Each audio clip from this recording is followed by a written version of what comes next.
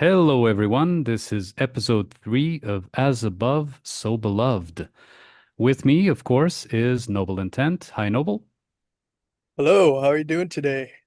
All good. And of course, I am Àrmunn. So, last time we finished with Saturn. So, I think it's now the moment for Noble to describe, for you, Noble, to describe Uranus. Yeah, it's quite, they tell me it's quite beautiful. Unusually beautiful, my anuses. Or, oh, pardon me. Oh, you mean the planet? Uh, uh, Sorry, I had to drop that one there. yeah, it's too good not to pick up on that. Yeah, very good. We've been through the traditional planets, and yeah, hopefully, uh, those who have found their way to this presentation has a good sense of it. And really the traditional astrologers, the Hellenistic astrologers, really going back to the Vedic astrology, those that didn't have devices available to them relied on the traditional planets. And so Uranus, Neptune, and Pluto, and a lot of the other celestial bodies that are used in some cases to help the astrologer guide the native through a reading, they just uh, were not available. And so my instructors, the actually encourage us to spend a lot of our initial training, focusing on the traditional planets and trying to understand the topical areas of one's life, just using those. And I can tell you that was quite valuable. Uh, that process of learning was really quite valuable. It requires one to hone and really kind of focus on what was available again to the ancients Mhm. via their visual sight. That said, is the transpersonal planets speak sometimes much louder. They Mhm. move slowly. And then so we can they make an impact, in particular when they change from one house to another, one sign to another. It can be monumental change, and I'm sure we'll get into some of that as we go through here. But Mhm. shall we start with Uranus? Yes, I would like to, make a comment on that because it could be that um, the transpersonal planets that were hidden were probably, treated as the, let's say, unexpected will of the gods or God, right? In the sense that being not visible, being not accessible, whether or not, the narrative regarding the history of astrology is correct, that's a different matter altogether. But treating it, for the sake of argument, as correct, by being hidden, they would represent the inaccessible will of God, right? Like God or gods. So they surprise the gods, or God surprises you with something that, it's a conjunction or a trine or a square or a whatever, with something that is not visible, right? So you can't really expect or predict that sort of thing. Would that be an accurate description of perhaps how they treated these surprising moments because they didn't take into account these three planets? Yeah, I think that's a fair way to say it. In fact, that is one of the chief characteristics of Uranus, which would Mm. be the first planet beyond the last planet that we can see, which is Saturn.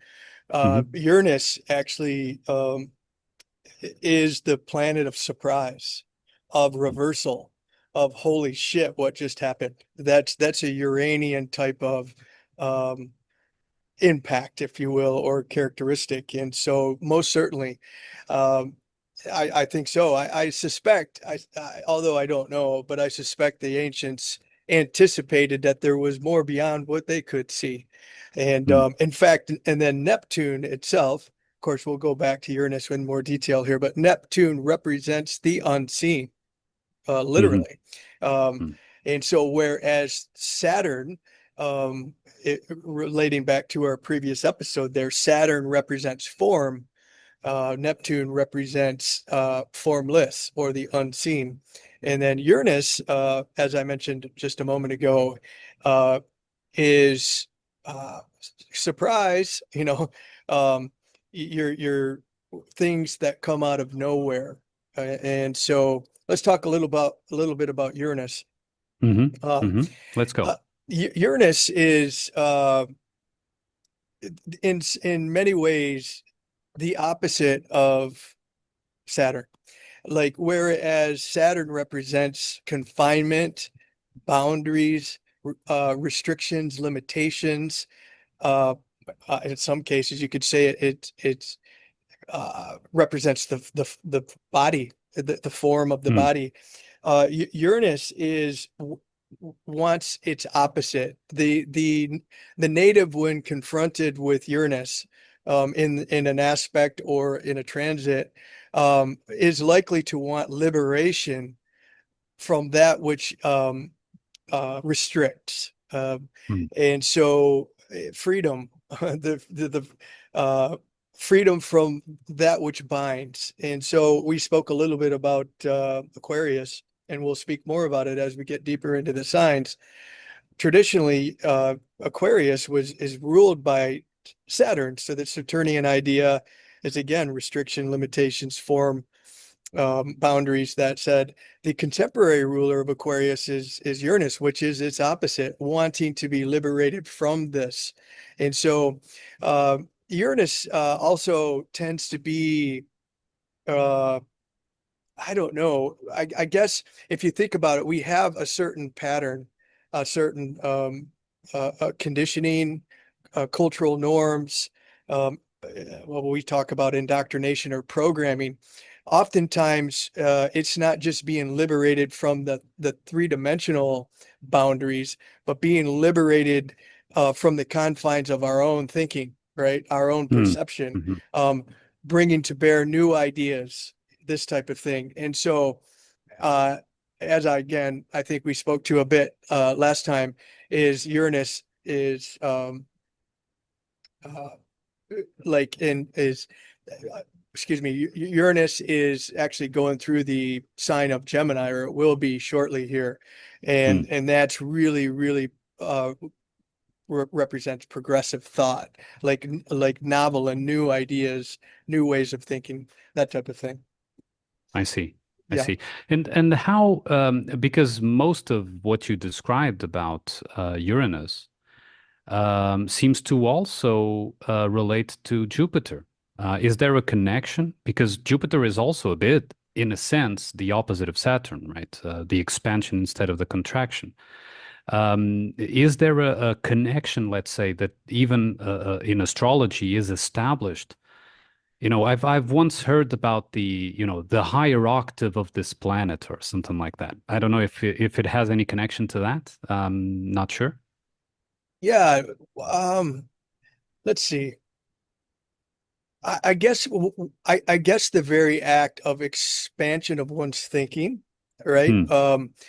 Again, you mentioned rightly that Jupiter it balloons things out as it expands, and it expands whatever it runs up against, and so that could bring expansion in a good way, in quotes, Hmm. or in a bad way, in quotes, right?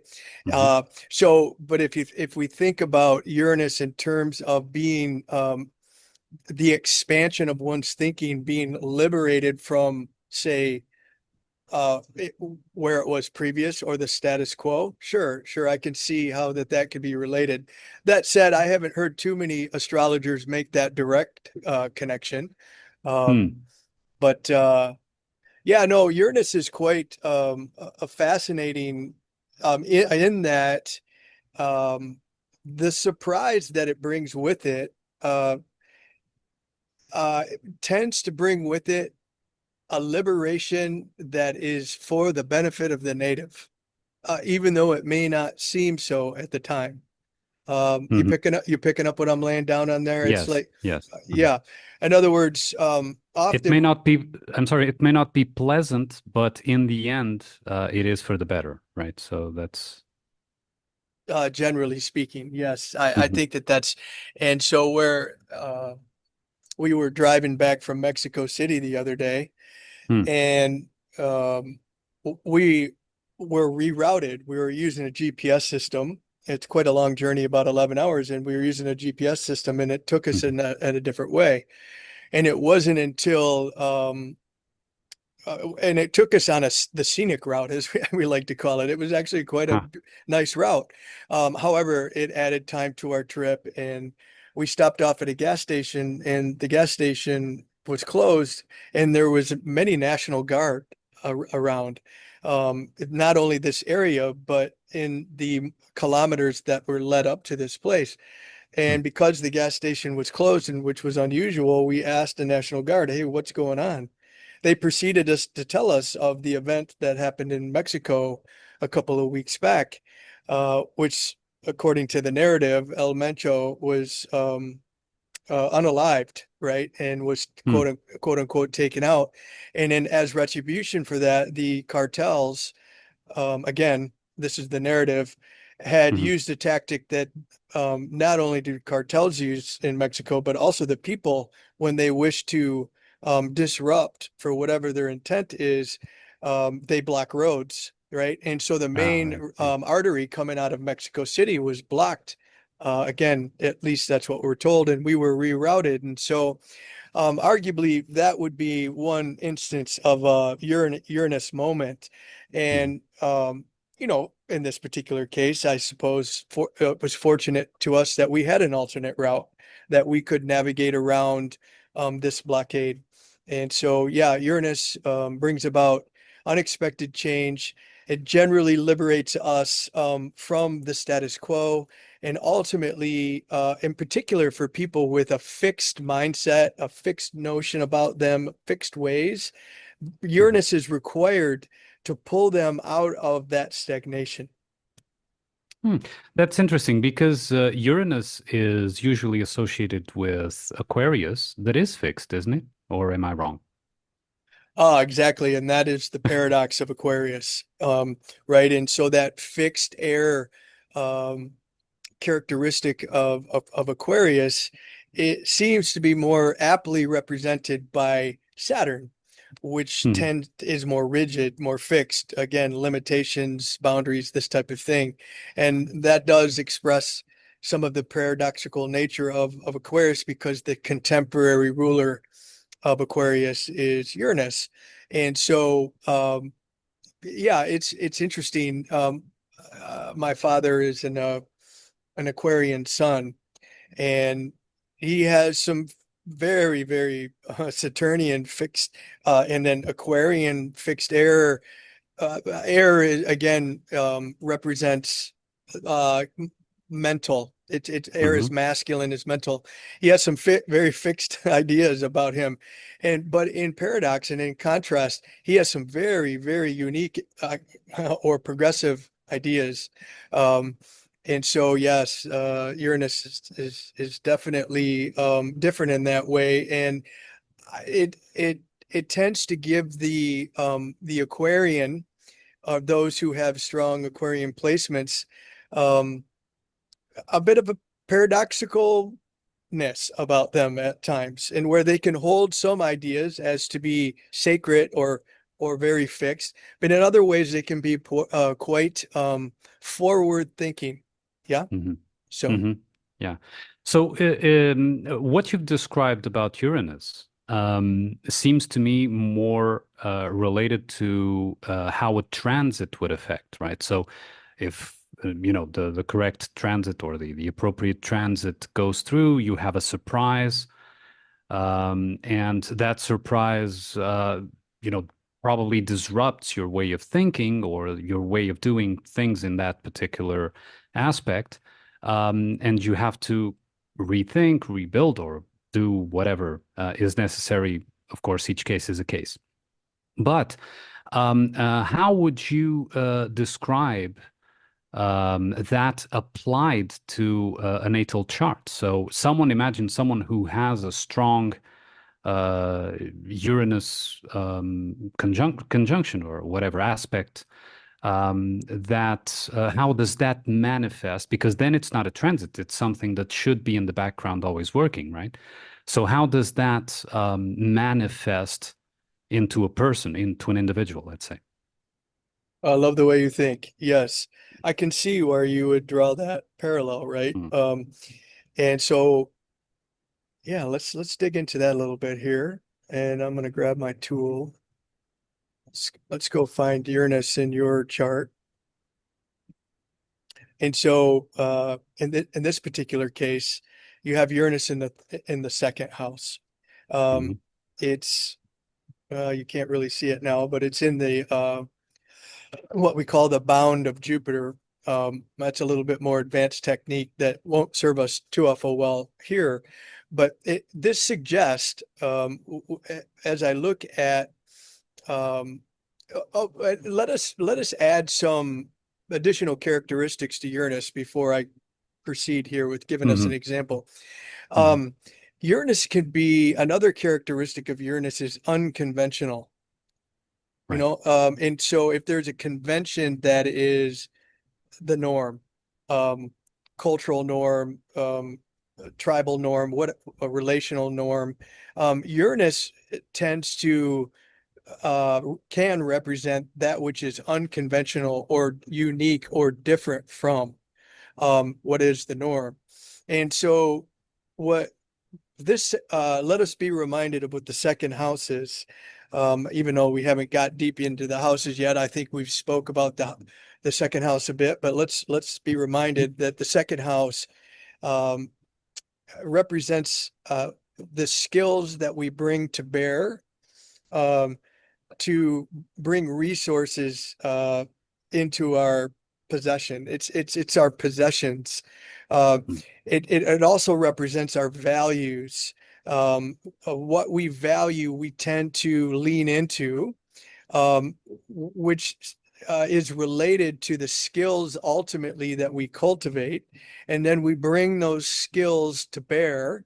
Um, Oftentimes to generate resources, fiat currency, I guess crypto nowadays, or it could be barter, but we to acquire our possessions and our resources that we utilize in the material world. Well, mhm, what the configuration in your case suggest, um, both in that your second house is occupied or in the constellation of Scorpio, combined with the fact that you have Uranus there, it suggests that in some ways, the Scorpio characteristic would be depth, could be mm, intense, could be while a Scorpio is water. mm, There could be a feminine emotional element to this topical area of your life, but we're speaking about Uranus here, and Uranus suggests that you might have an unconventional idea, non-status quo, of how to bring resources to bear mm. into your life. Um, or your values or what your virtues, that which you hold sacred, may be untraditional or unconventional. Even the skills, like you've mentioned, can be unconventional, right? So Most certainly. yeah, and it's retrograde too, so it's more introspective skills or introspective ways of that manifesting in this regard. Yes. Yes. And Mm. as we spoke at length, well, both in our previous two videos, yeah, you've got a lot of retrograde action, a lot of reflective in internal work that you do, and you come by it honestly, as we've suggested. So, yeah, so this is how Uranus, an astrologer, we would come, and as is we are trying to get our arms around the native, so to speak, in some of the ways that may the native might bring to bear in their life. Yeah, Right. this was a good example. Yeah. So it could be said, and correct me if I'm wrong, it could be said that in a natal chart, the position of Uranus would present where that individual can be surprising or unconventional, or can, because you can have, for example, a very, I don't know, a predictable, a very um, defined individual in a chart, right? And then Uranus is where it pumps some unpredictability. Would that be an accurate description of the importance of this placement, of whatever placement of Uranus in a chart? Yeah, well, I have Uranus in the second house as well. Hmm. And so we're friends. We're doing Hmm. this podcast. Some would argue that this very podcast, this very topic is although ramping up in society these days, astrology and these types of things are really kind of actually um, exploding in their Hmm. use or whatnot.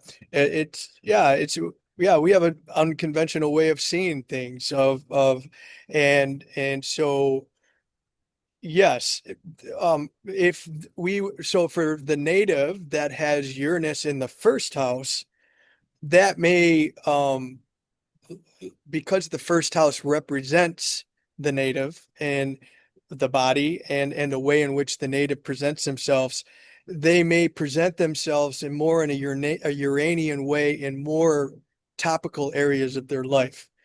Hmm. Um, in this particular case, when we when we look at one's values, what they hold virtuous, and that almost suggested one's philosophy, right? Hmm. So yeah, so certainly when we have Uranus in one of our let's call more first two, three houses, it can take more on a more personal uh it can permeate how we navigate the remaining parts of our life. Yeah, no doubt. Right. Yeah. Right. Right. And so, well, just to give an example, since we've also done that in the previous planets. Give us an example there. For example, I see an aspect, or more or less close aspect, of trine between Uranus, Jupiter, or midheaven. Well, midheaven is more close, I believe, and Sun, South Node, and Mars. Right. So, as an example, using that as an example, what would these aspects here? So it would be a surprising. Which areas, let's say, would that be uh, um, responsible for? Let's say, how would that manifest? Yeah. Okay. Stand by as I get my handy dandy tool here working. Hmm. Okay. So yeah, the second house, the 10th house and the sixth house are what we call Arcta houses. And Hmm. those, again, we'll get into this a little bit deeper later, but this is the houses that how we navigate the material, how we Hmm. navigate the um, this tends to have to do with our home, our career, our day-to-day life, how we navigate the material three-dimensional realm. Um, and so again, with Uranus in your second house like this in a water sign, you're going to do it in an unconventional way. Um, in aspect to Uranus in your second house is Jupiter by sign is in trine. So these second, 10th, and sixth house are naturally in a trine to one another. Um, Hmm. and they also so they're what we call trine by sign. You're as you just mentioned a few moments ago, midheaven um, is at the same degree, 20 20 degrees as your Uranus is in your second. And so Mm, those are trine by degree. And so mm, what that suggests is that you have a Jupiterian, an expansive relationship between your uh, Uranus and your midheaven, which represents how you're seen in public, which mm, is a characteristic of the 10th house. It's how how your career in the Western world in particular, but it could be if you're a philosopher or a writer, a mm, podcaster, it would be how you are seen um, by those outside of your family, friends, your close circuit, how you allow mhm, yourself to be seen. And so this is suggest when you have Uranus in trine to your midheaven or your MC is that you are going to want to be seen in a way of your choosing. Um, uh, and not give a shit what other people think about that, right? yeah. I think there's going to be an unconventional notion or nature to it. Again, philosophizing and contemplating and then sharing those with the world, I think is a relatively unconventional idea, although more people are following your lead in doing so these days. But yeah, we could even suggest that uh, uh, Jupiter by sign just expand that. And oh, by the Mm, way, let us remind ourselves the trine that we're speaking of here in your second, 10th, and sixth house has a feminine um, watery component to it. And so mm, it brings some of these feminine attributes. Intuition comes to mind, mhm, mhm, sensitivity to environment, whether that's in an environment like we're in now, where we're communicating via technology, or in an environment where you're in close proximity physically to that to whom you're communicating with. right, Yeah. right, right. What that's a good example, and yes, that makes sense. So yes, Uranus brings the surprise, brings the unconventional. And as we move to the next transpersonal planet, that would be Neptune. And you've stated before that Neptune is the unseen, is that which is not visible. Can you clarify a bit more? So, unseen in what regards? In any aspect, like what you missed and didn't see, or what is in the depths working behind the scenes to bring about what is visible, right? Some in psychology they say the subconscious, but you know that I've inverted it, and I think it's the actual conscious that is unseen because mostly we live in the subconscious. We live below consciousness, right? Our day-to-day lives are below conscious. And so I would say that would it be accurate to say that Neptune represents the actual conscious, let's say the where the core of consciousness emerges from? Well, oh boy. So perhaps in part, oftentimes Hmm, when we speak about um, consciousness, we often equate that with the sun. hmm, And in terms of metaphor, and when we're speaking about uh, finding that place of consciousness arising up into consciousness, often we're gonna lean into the symbol of the sun.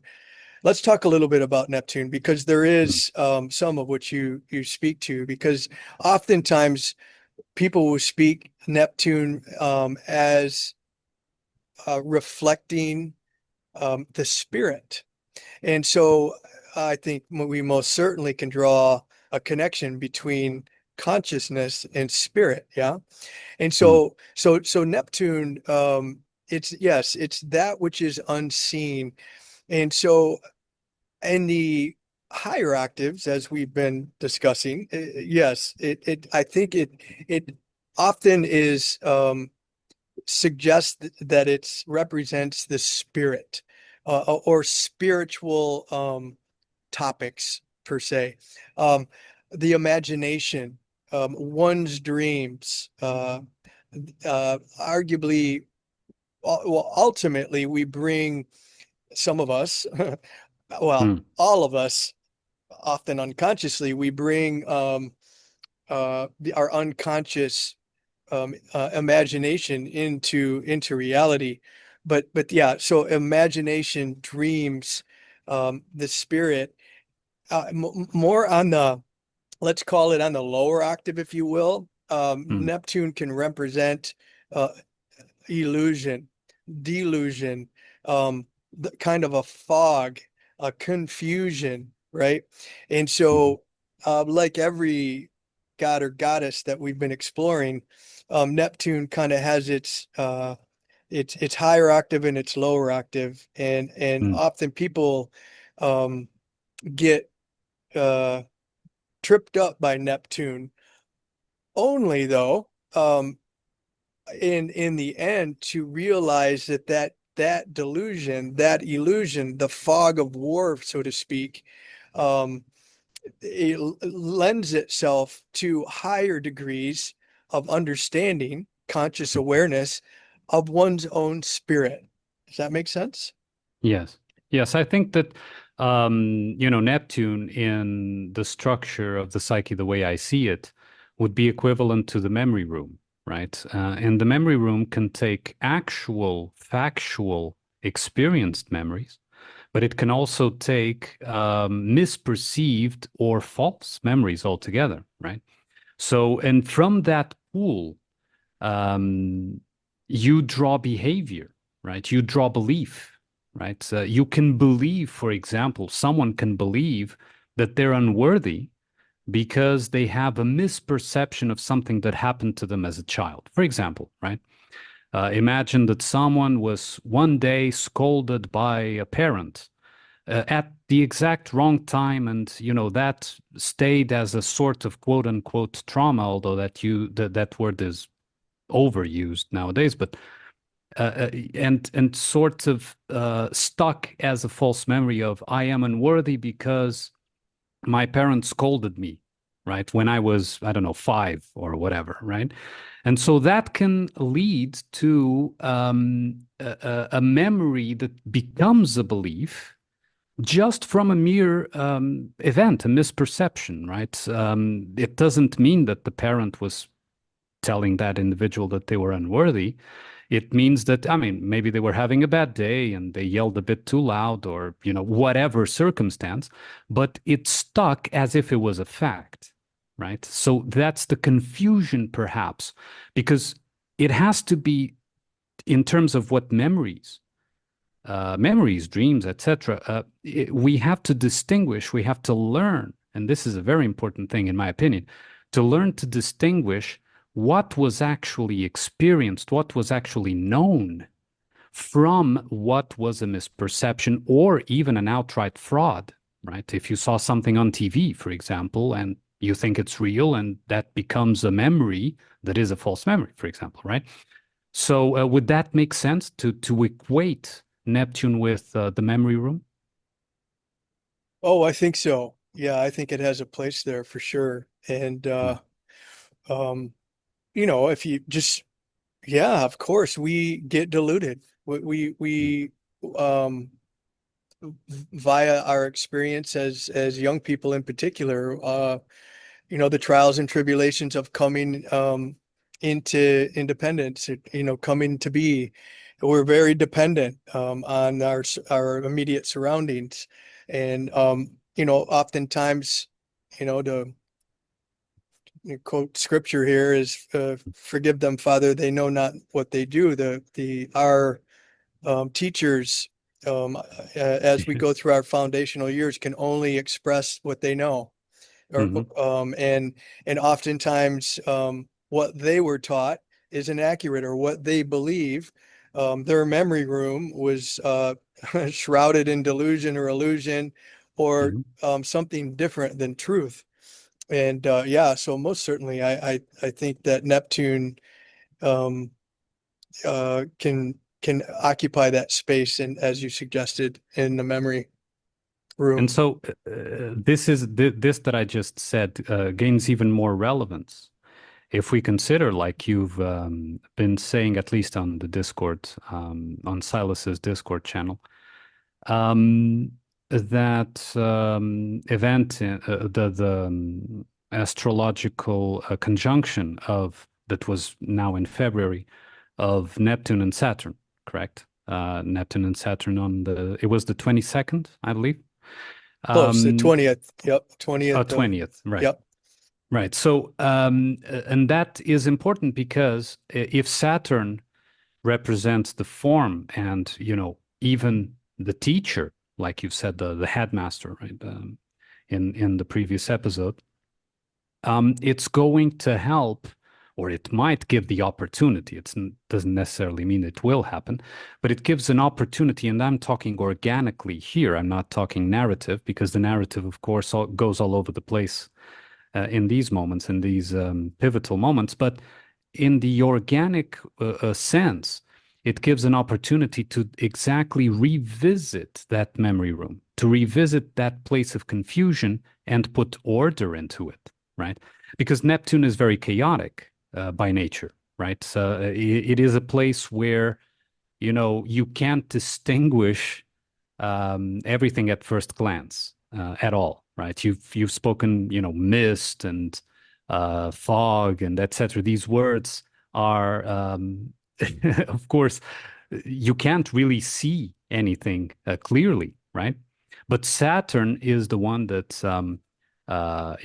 distinguishes, and is the one that says, yeah, this is this, that is that, right? Builds the wall to separate what is from what isn't, for example, or that kind of thing.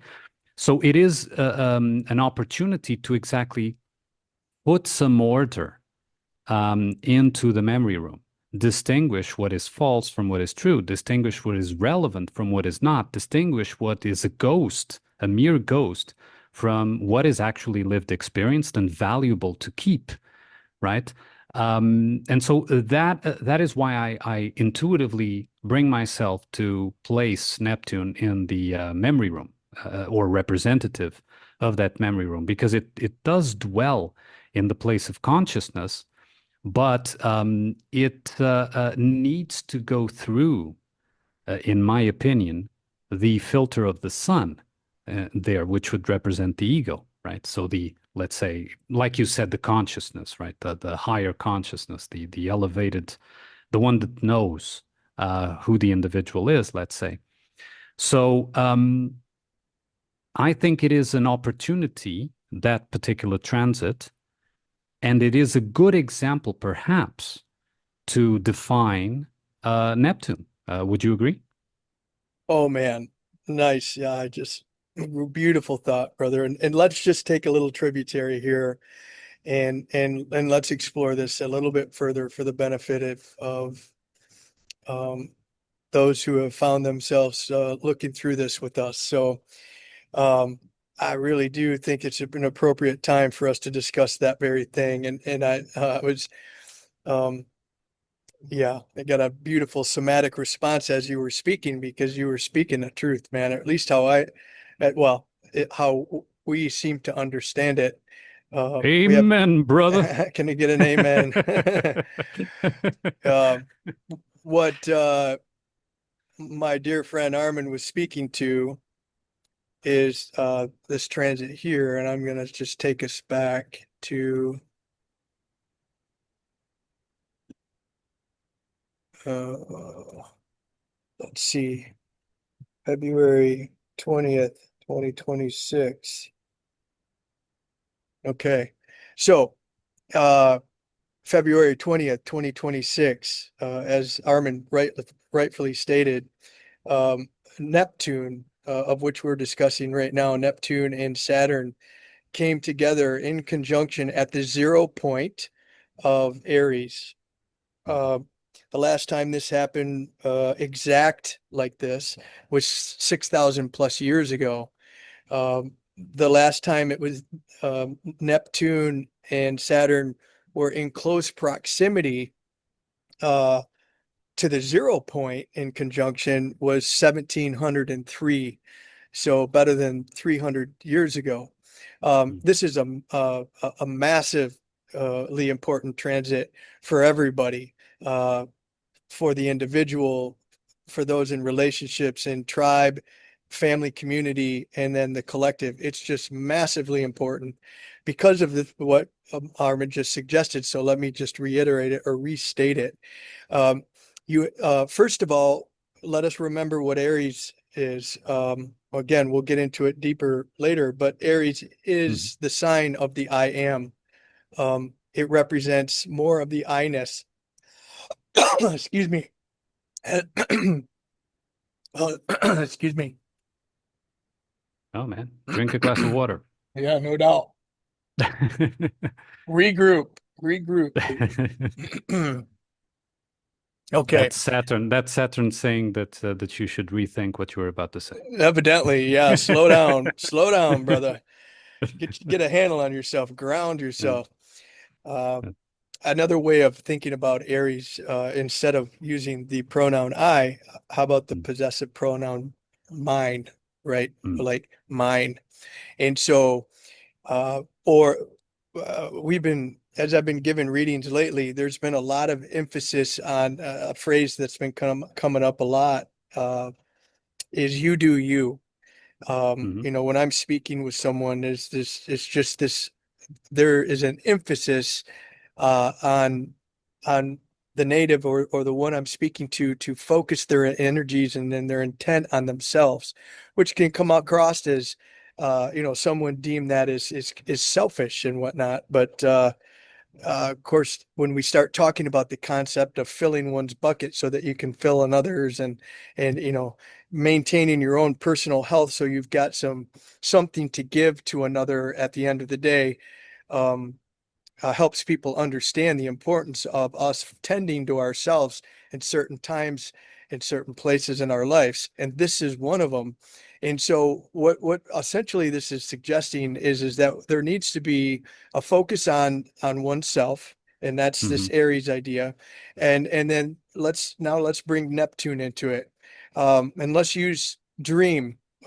We've used lots of words to describe Neptune.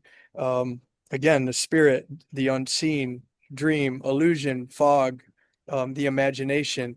And so people have dreams. Most all of us have a dream. We wish that our lives would take on a certain trajectory, or uh, uh, we want certain things to unfold. And we dream about that sometimes to a fault. But that said, Neptune would represent that element. So the dreaming, um, the mental contemplation, the imagination. And as you rightly pointed out, Saturn brings things into form, brings things into manifestation and reality.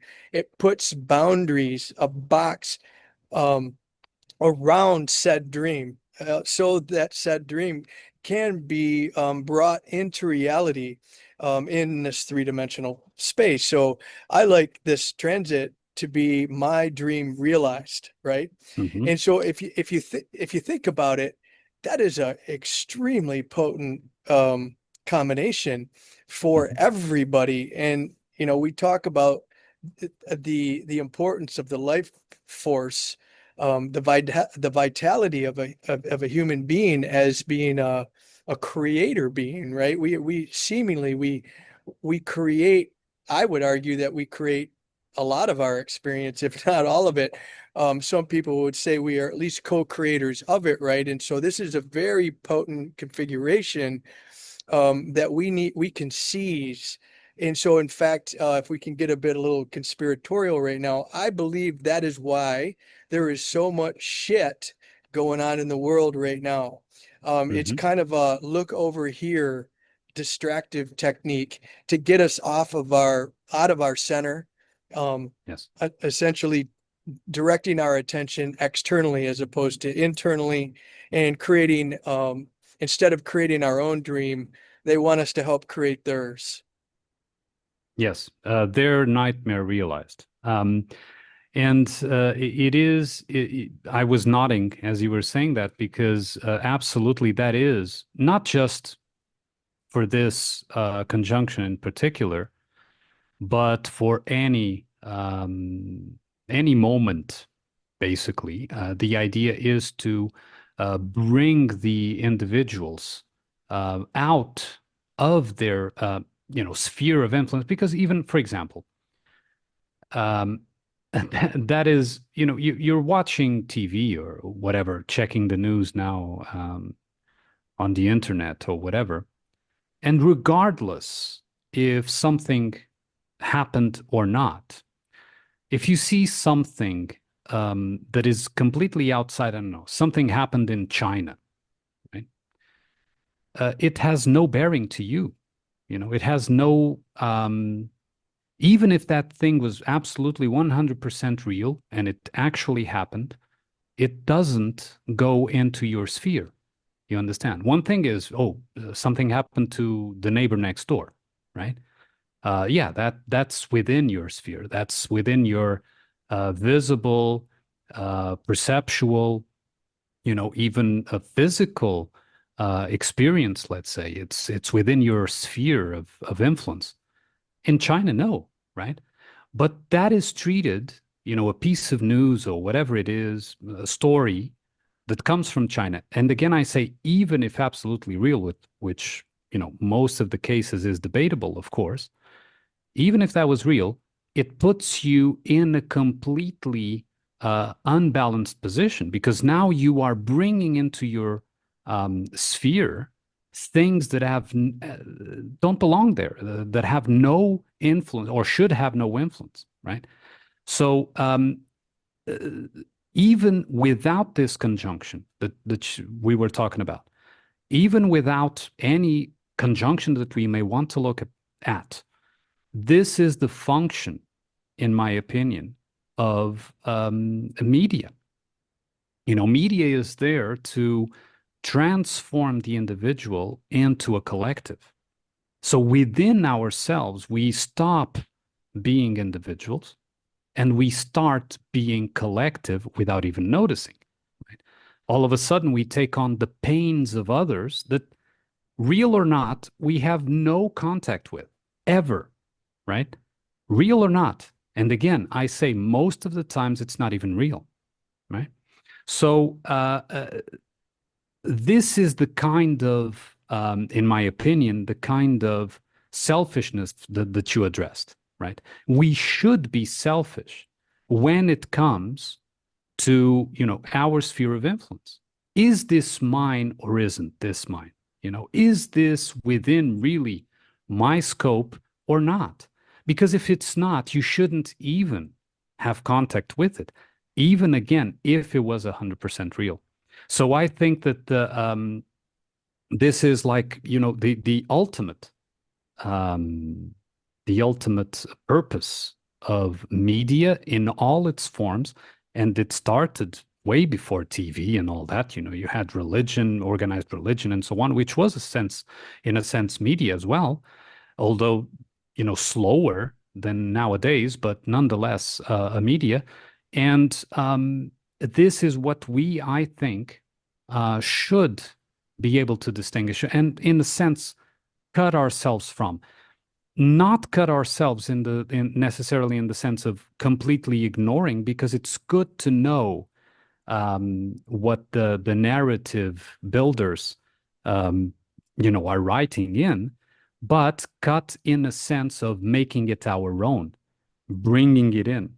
That we should, absolutely cut from us. So not be um, influenced, let's say, not have a reaction, not react to the stories that are presented.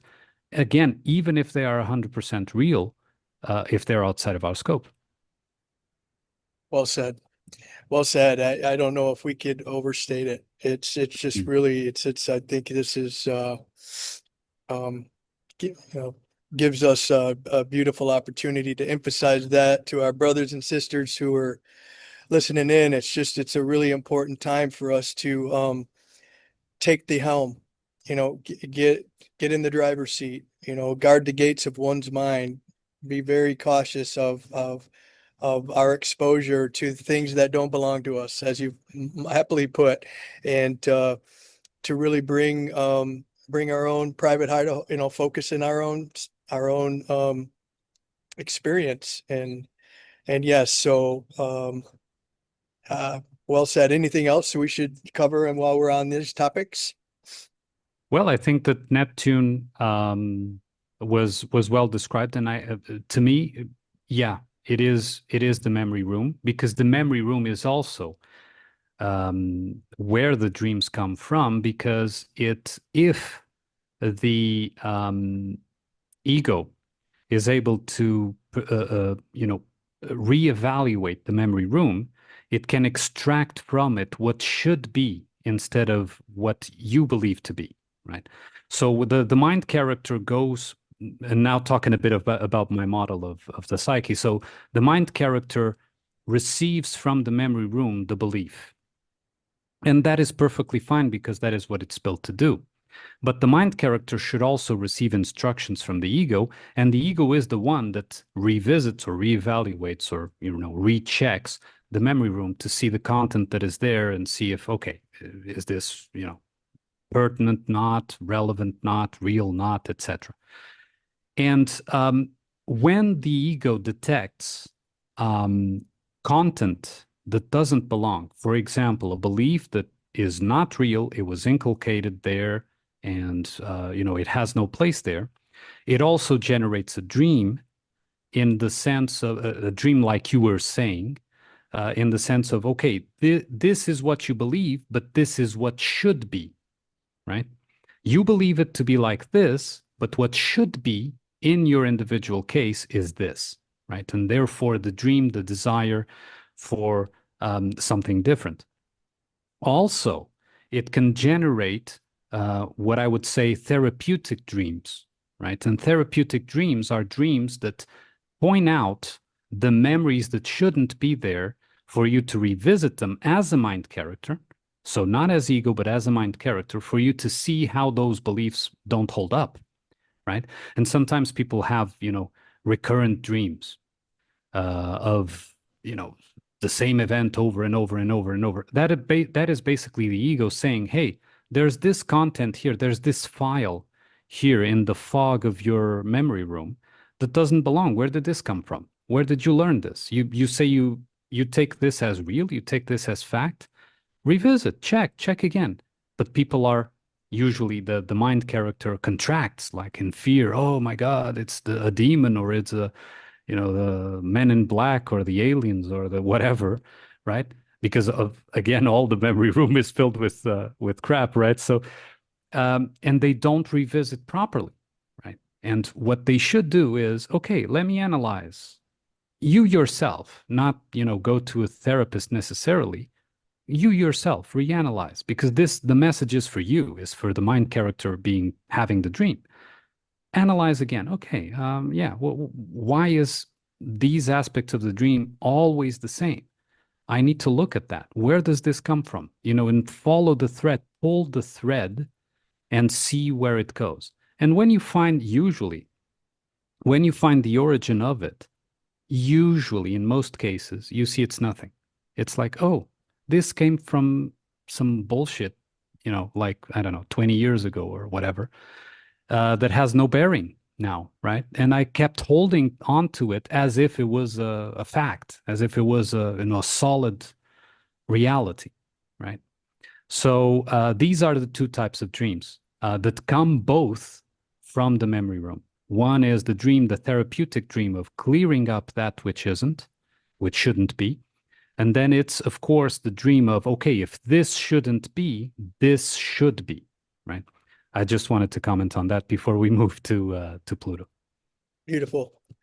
Yeah, beautiful. I think you you nailed it there. And just a quick note on Neptune, a contemporary astrologer would assign contemporary rulership to Pisces. And so that just helps us. Of course, Neptune, I think most of us associate Neptune, um, the god Neptune, is with water. Um, Mhm. but yeah, and then you happen to have Neptune and in close proximity to the moon in your third house. And so the the third house is your immediate surroundings. The third house is representative of your siblings. Um, the the communication or the understandings, the intellectual, the I guess the knowledge that's required to navigate day to day and your immediate Mhm. surroundings, this type of thing. Um, and so the moon, as we discussed before, is a another feminine element to it. It represents the body, and also the emotion, the emotional body. And so it's interesting that you have that uh, uh, intuitive, emotional moon in close proximity to Neptune, um, of your kind of your upbringing, in the house of your siblings and your immediate surroundings, but also with in the sign of Sagittarius, which is fire, and which would be more the dreamer that dreams of far off places, maybe, right? Kind of Mhm. like Sinbad, or the that adventurer that goes upon the hero's journey and Mhm. goes and navigates the world, type of thing. The archer that points the arrow to the faraway target, right? Yes. It's interesting that you mentioned that because usually, and correct me if I'm wrong, usually the moon is also associated with the mother, right? Oh, yes. Yes, yes. And you said that the third house also often is associated with siblings. And to tell a personal story that relates to exactly that, one of the things that really branded me for a long time was the fact that so I'm a younger brother of we are two. I'm the younger brother, and I was born 14 years later, so I was completely unexpected and unplanned. Surprise. Yeah, it was according to what they told me, it was after a party where they got drunk. Well, things got hot, and here I am. But um, one of the things that really branded me was that my brother was everything my mother wanted, everything she wished for in a son, my brother was.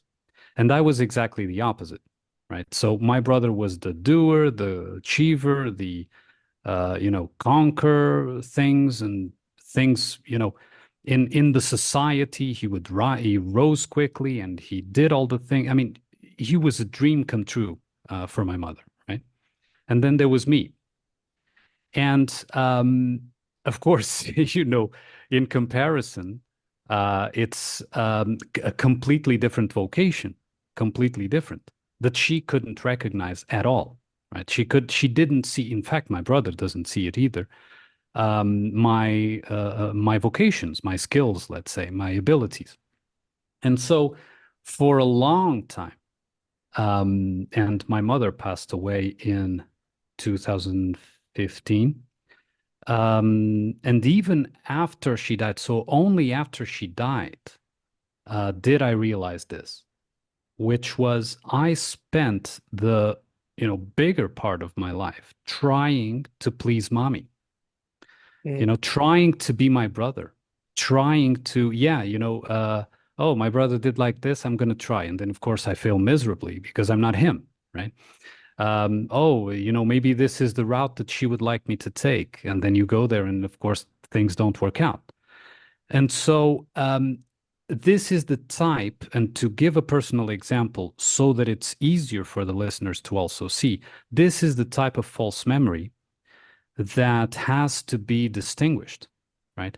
I had the belief that I had to be my brother because, of course, I wanted to please my mother. I wanted my mother to be happy with me and, that kind of thing, which is perfectly natural and healthy feeling to have to a healthy extent, of course. And what happened was that I was nullifying my actual organic beingness, individuality, to be someone else, to live someone else's story, which is interesting because my mother herself also lived someone else's story. She bought a story of life, she followed that story of life, and she reached the end of her life unhappy because the story didn't work out. The story wasn't her, right? But she, of course, never recognized this. So um, once I was able to distinguish and to understand, hang on a second, I've been doing this. I am not my brother. I will never be my brother. I don't want to be my brother, right? Uh, all happiness to him, nothing against, but I am not him, right? I am me. And once I realized this, once I actually, because one thing is to rationally understand things, another thing is when you have that absolute inner knowing, right? That comes from the ego, let's say, that complete understanding of a realization. Once that kicked in, um, everything, of course, it took some time. It's not immediate. It's not from one second to the next, but everything started changing, right? And this is the type of distinction that I'm talking about in terms of the memory room. And when we look at this circled aspect there that you are saying, that you are pointing out of the moon and Neptune, right? So the mother with the memory room in the sibling, that would be perhaps a great example, a personal example that people can perhaps extrapolate on, but to see the significance of Neptune, and in this case also of the moon in the third house. Yeah, beautiful example. And thank you for sharing and being vulnerable there. And it's likely that when this illumination happened, when you had this aha moment or this revelation, that the sun was involved, that there was a transit that was being that was happening at the time that literally illuminated and gave you new perspective. And it was yeah, there was I would suspect if we were to dig deeper, if you could go back in time and identify dates and or approximate dates and whatnot, we could point to transits that helped you to come to that understanding. So beautiful, Well, man. Beautiful. yeah. Okay, so now Pluto, the big bad wolf, right? Usually. Um, what do you have to say about Pluto? I actually, came to enjoy a lot the what Pluto stands for because Pluto doesn't. Pluto is intolerant to BS, right? So, That's an understatement. That's an but understatement, go on, brother. man. Go on. Yeah, Go on. Go on. that's an Yeah. understatement, brother. Yeah, of course, you and I have spoke about Pluto quite a bit, and Mm. um, we share Pluto um, in the first house, in our respective first house. I have a different ascendant than you do, but the Plutonian energy is reflected the most in our beingness, our um, in us as how we express ourselves. So there's an intensity about it, and yes, Pluto doesn't put up with any shit. We were talked about Saturn being the headmaster. Uh, Mm. Pluto's one of Saturn's henchmen.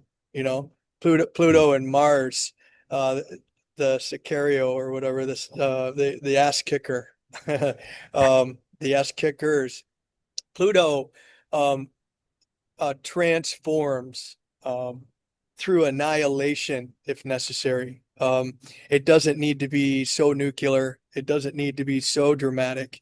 Pluto will use anything and everything to move the native, in particular, if the native is just heading down the wrong path, will pull the rug, will will will do what it takes to stop the native from going over the cliff, so to speak. Mm. And oftentimes Pluto gets a bad rap because of this, right? It literally, boy, and you can imagine when you combine Pluto with the surprising, liberating Uranus, right? Mm. Um, uh, in the midst of the Neptunian fog, we go astray, and then Uranus and Pluto get involved, and they conspire to get us back on track. But oftentimes that comes with a fair amount of near-term acute suffering. In your case, having Pluto in your first in exact uh, aspect or exact conjunction with your ascendant, it just means that you bring this Plutonian energy into your day to day, into your relationships, into the way that you kind of you walk into a room and it changes, right? Um, in a different way than say a Leo, kind of the Leo. Oh, hello. I think I lost you. Hello. How we doing? You got me? Yes, you were saying kind of in the same way as in a Leo.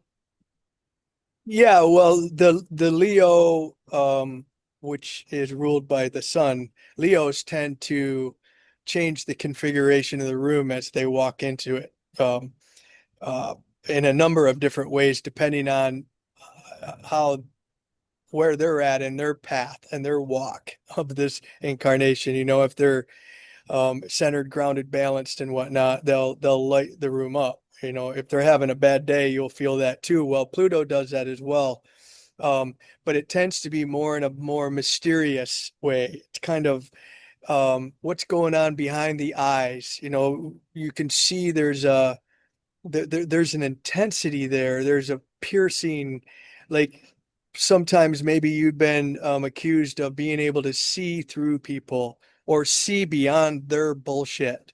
That's kind of the Plutonian way, right? Again, the traditional astrologer would associate uh, Mars with as the ruler of Scorpio. A contemporary astrologer would give some license to Pluto being the contemporary ruler of Scorpio. So I bring that only to draw the audience here's attention to the connection between Pluto and Scorpio, because most people have some sense of the Scorpio energy. So the Scorpions kind of get I think a bad rap actually, Mm. for having a stinger. But certainly Scorpios, whether it's a Scorpio sun or a Scorpio ascendant or just strong Scorpio placements, come off as understood to be intense. And so certainly Pluto would bring intensity, being in your first house. But as I said earlier, um, Pluto transforms regardless of the means necessary to do so. Mm. In other words, it will completely pull the rug on the native's life if it's necessary. And if I'll just share my personal uh experiences, is that's more or Hmm. less what happened to me. Um, Mm. I was tracking down the first half of life, doing the whole American dream thing, more or less doing what I was told, doing what I thought was right. Um, I I was not living my dream, no, brother. I was living my parents' dream, my community's dream, the American dream. That's right. Mm. And that's perhaps it served its purpose in the first half of life. But Pluto came around and made an aspect, an important one, to my natal chart, and just pulled the rug. And next thing you know, I'm sitting in my hammock having a conversation with you about astrology, you know. I, that was never in the script. I never contemplated being a student of the occult or the esoteric or deep spiritual and psychological topics and ideas as we talk about all the time. Um, now, as I use the tools that we're discussing right now, I've come to know myself at a much deeper level, a much more Plutonian level. And um, I understand that now I'm doing precisely what I should be doing, that I needed to be to go through the trials of Pluto in order to land here. Oh So yeah, Pluto. You said yeah, Pluto represents death, of course, associated with Hades. Um, and it's to give a more concrete example, of course, not concrete, but an example, let's say, a more relatable example would be oftentimes when we look back, if you've gone through these things, when you look back, remember yourself in the past and you see someone else. You don't even register as, oh, this is me back then. You register as this was someone else back then. I mean, I don't even know who this guy was, right? And it's similar to, for example, when you're in a bad relationship, you know, and after, you know, you've gone through it, after you were able to release yourself from it, you look back and you see, oh, that was someone else that died there, right? That was because for that relationship to exist, you had to be someone else, right? So what Pluto does is say, hey, buddy, you're not that, so I'm going to kill you.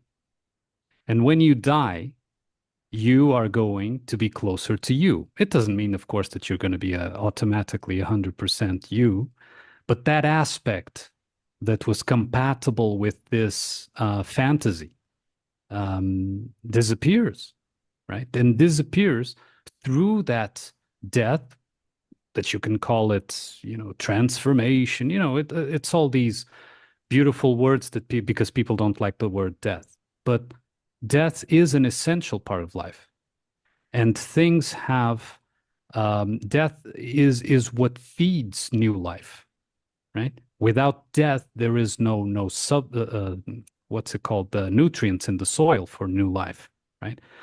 And so that belief of you living the American dream and me, you know, for example, the situation with my mother and my brother that I told about, had to die so that the new, closer, organically closer individual could arise, right? So this is what Pluto does.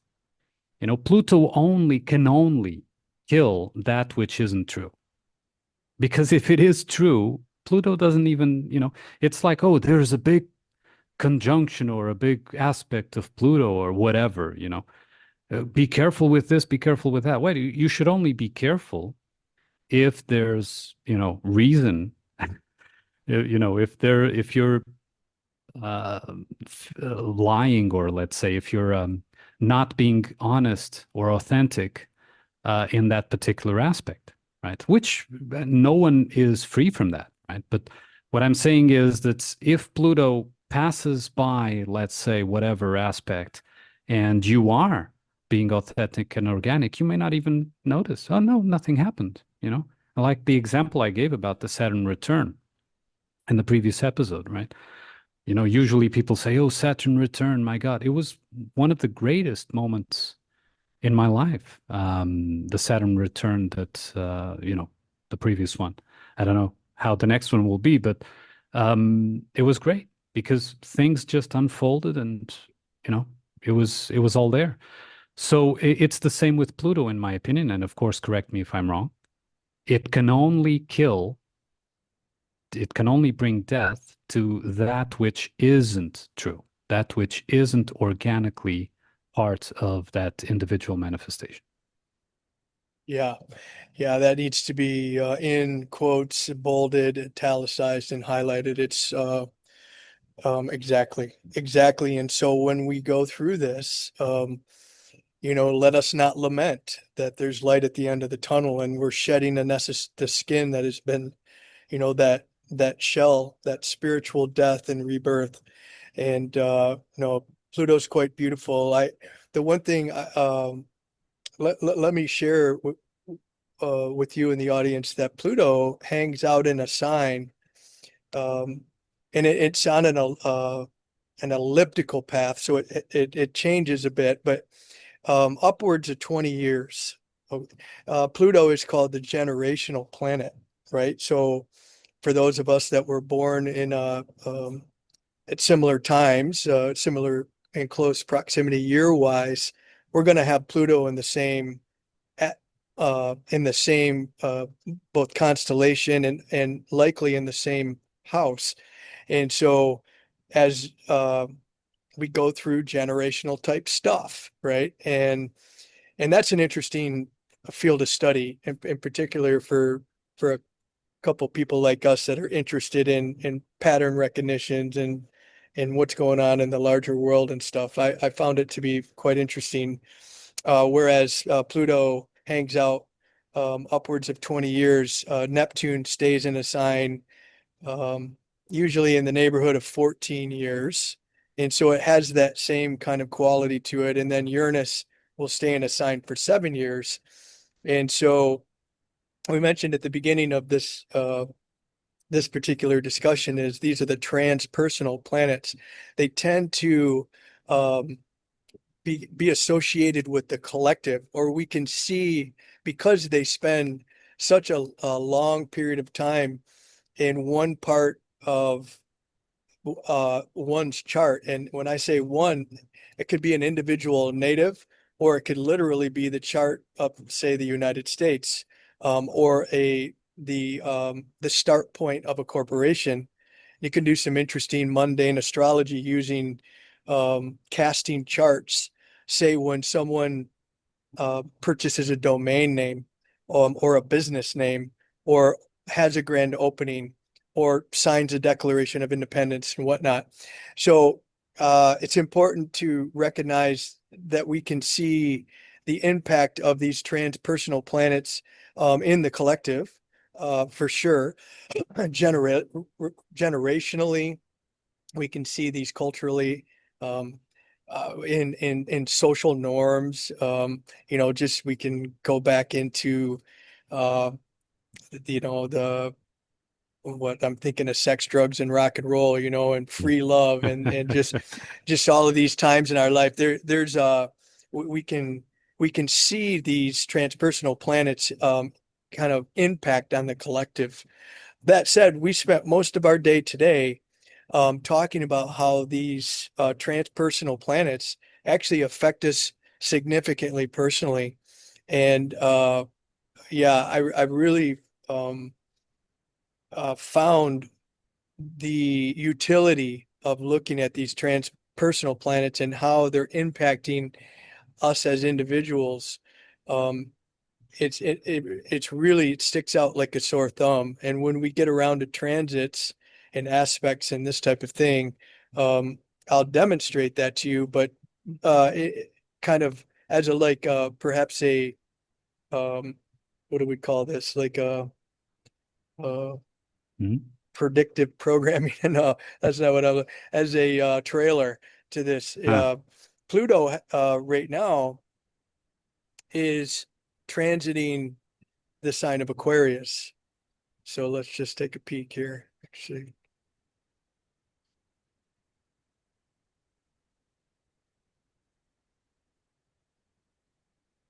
there we go. So Pluto was in the sign of Capricorn for right up until in 2023.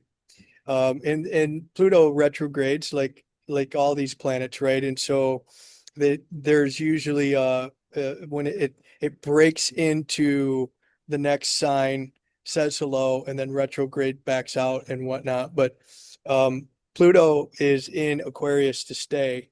and it's going to be here for another, oh, I think it's about 15, 16, 17 years, something like this. And so Pluto is going to be, in your particular case, it's transiting your fifth house. And so that's going to it's going to specifically impact fifth house themes, which is uh, your personal expression, um, like whereas I mentioned earlier that Aries is the I, kind of, we can associate Aries with the I am. I often like to, it's almost the adolescent I am, more akin to one's personality, Mm, whereas the fifth house is akin more towards when we really break, when we have those Uranian, Plutonian aha moments that you were talking about, when you mhm, realize that you weren't your brother and that you were you. And what does it mean to be you? Well, that's fifth house stuff, right? That's mhm, like, okay, I am stepping into my authenticity, into my truth, into who I'm meant to be in this particular incarnation. And so because Pluto is going through this, um, it's going through fixed, the fixed masculine sign uh, Aquarius, it's going to, you're going to go through a transformation of literally how you think about how you are. And I think mhm. you've done that a lot already. And so my sense is this transit is not going to kick your ass, but it's going to empower you because, oh, by the way, Pluto is the Plutonian, it's a power, it represents power, nuclear power, like superpower, I suppose in the negative aspect, it could be kryptonite, right? So it's Mm, going to empower you to step more into you, who you are. And so mhm. on the collective, though, Pluto going into Aquarius um, has real implications, man. It's like this is the whole technological age that we've been talking about, or we're anticipating with technology and AI and how in electronics, and how the analog life is just like disappearing, the old ways. Um, you could say Pluto is crushing the old Saturnian Aquarian ways, giving way to the more new progressive Uranian ways. Um, I mean, and we're living that right now. Yeah, we'll see. We'll see how much of, because again, we shouldn't confuse narrative with organic. And so let's see how much of that story will hold up in the end for each individual organic life, right? If people are able to disconnect in the sense of, not treating the narratives as reality, we'll see how much of that holds up in the end. How much Pluto will burn those illusions away as well. Because like I said, it can only consume that which is not true.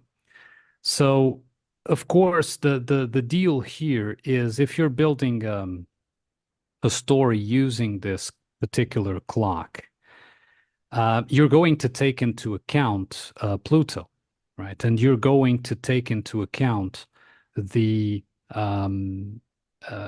you're going to write in a Plutonic figure, a Plutonic energy, right?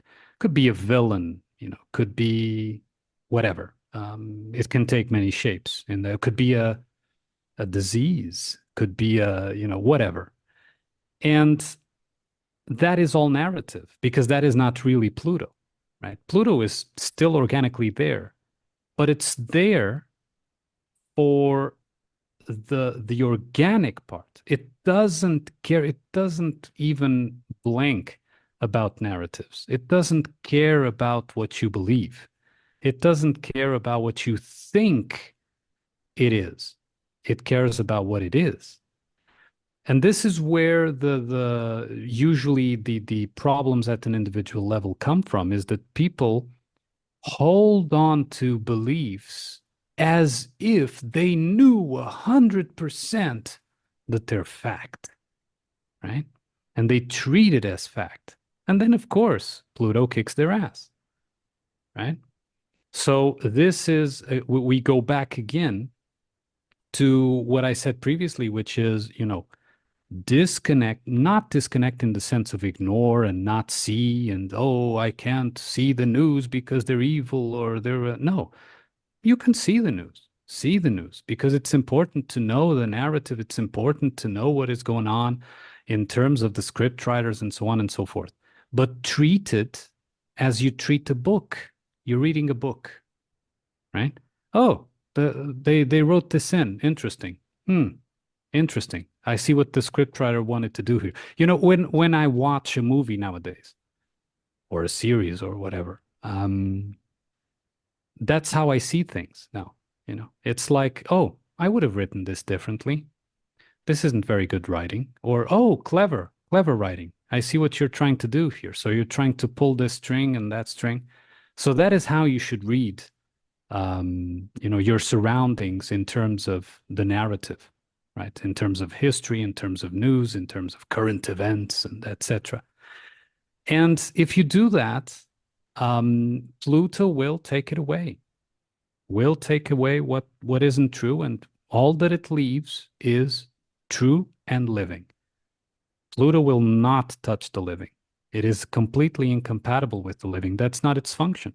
Its function is to, it's the same function as, flies have over a turd, right? You want the flies to disappear, you have to clean up the turd, right? You clean up the turd, the flies go away, right? So Pluto is the flies, right? Then they're around and they're, right? Yeah, if you got shit, the flies will be there. But it's also telling you, hey, buddy, you got to clean up that one, right? And once you do, the flies go away, disappear. Magic, right? Clean up the So turd. yeah. Well, I think that that's a really beautiful point worth emphasizing. Yeah, there's you've heard me speak to, and we'll get into this more when we get into the science, but Hmm. mutability, Hmm. adaptability.